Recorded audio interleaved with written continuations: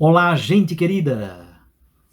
Hoje é quinta-feira, dia 3 de março, e nós estamos começando o nosso itinerário quaresmal, sendo convidados a refletir sobre o mistério da Páscoa.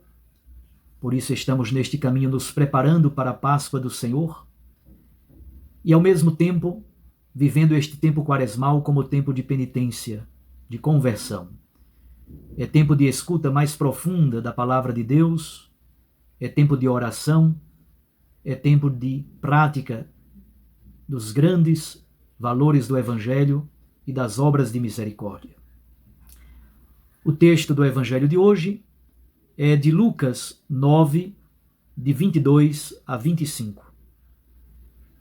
Naquele tempo disse Jesus aos seus discípulos: O Filho do Homem deve sofrer muito, ser rejeitado pelos anciãos, pelos sumos sacerdotes e doutores da lei. Deve ser morto e ressuscitar no terceiro dia. Depois, Jesus disse a todos: Se alguém me quer seguir, renuncie a si mesmo, tome sua cruz cada dia e siga-me. Pois quem quiser salvar a sua vida, vai perdê-la. E quem perder a sua vida por causa de mim, esse a salvará. Com efeito, de que adianta a um homem ganhar o mundo inteiro, se perde e se destrói a si mesmo? Palavra da salvação. Glória a vós, Senhor. Minhas irmãs e meus irmãos, ontem nós celebramos, quarta-feira de cinzas, a abertura do nosso caminho quaresmal. Fomos convidados por Jesus a refletir sobre a interioridade da fé, a partir das orientações sobre a esmola, a oração e o jejum.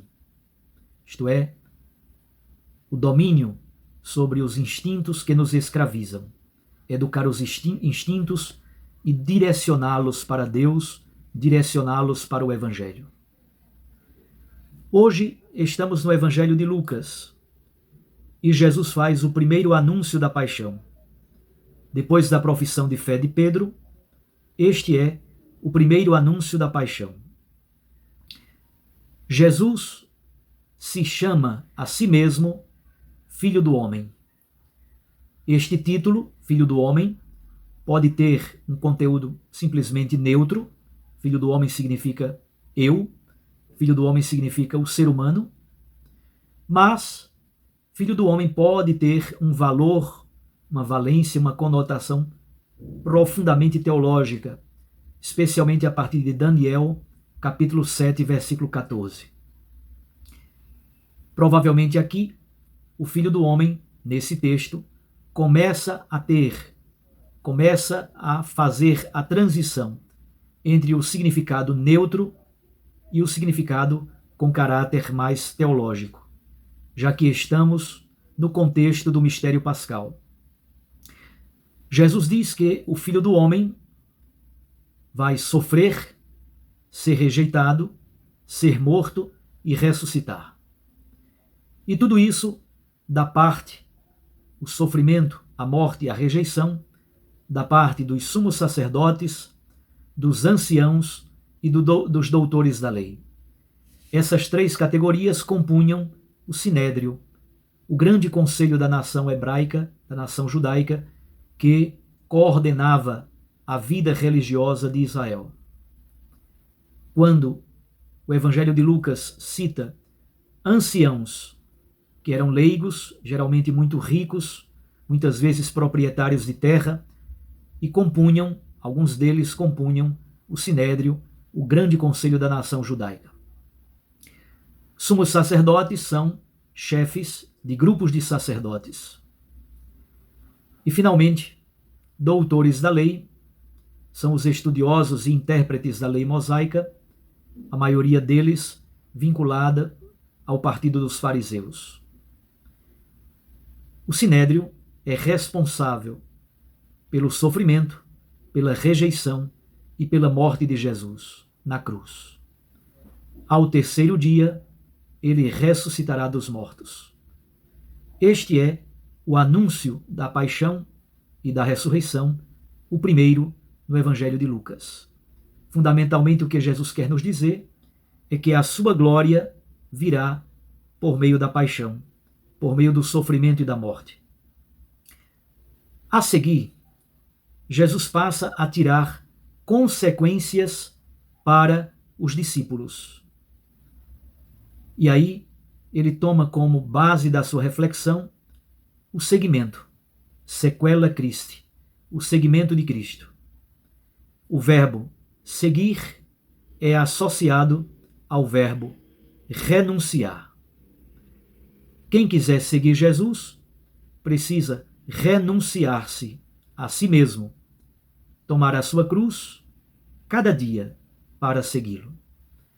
É interessante que, do ponto de vista meramente humano, refletindo de modo muito terra a terra, a cruz é o instrumento do suplício por excelência.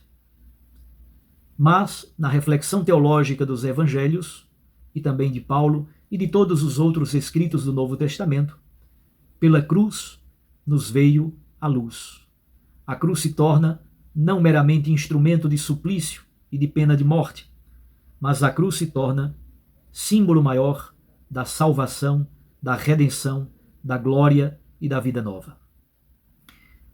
Jesus, então, a partir dessa reflexão sobre o seguimento e sobre a cruz, tira consequências práticas. Ele faz a oposição entre o verbo salvar e o verbo perder. Quem quiser salvar a sua vida, na verdade vai perdê-la. Mas quem perde, quem gasta, quem oferece, quem dispõe a sua vida por Cristo e pelos irmãos, na verdade ganha a própria vida. O que está em jogo é o sentido da vida. E o sentido da vida cristã só pode estar no amor, no serviço, na oblação e na entrega de si pela vida dos outros. A vida de um cristão é como vela que queima sobre o altar. Ela derrete, ela se desgasta, mas desgastando-se, queimando, derretendo, é que ela pode iluminar. Nós só temos verdadeiro sentido para a nossa existência se nós fizermos dela uma experiência de amor, de entrega e de oblação. Quando eu era adolescente, eu escutei uma frase que até hoje guardo comigo.